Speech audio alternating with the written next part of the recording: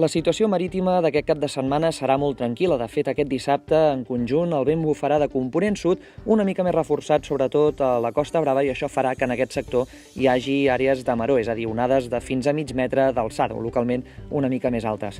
En conjunt, al matí d'aquest dissabte hi haurà alguns intervals de núvols baixos a punts de la Costa Daurada, sobretot al nord d'aquest sector, mentre que a la resta, en conjunt, l'ambient serà força assolellat. A més, també amb una temperatura que es mantindrà sense massa canvis, per tant, amb molts valors al voltant dels 28 a 30 graus. A la tarda hi haurà alguns núvols baixos al nord de la Costa Brava i es mantindran també cap a la Costa Daurada.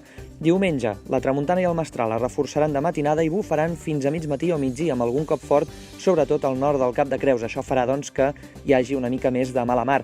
Per tant, un diumenge al matí, com dèiem, amb aquest vent als dos extrems al litoral i també amb nuvolades al sector central de la costa, fins i tot amb la possibilitat d'algun ruixat o xàfec al llarg del matí i al migdia.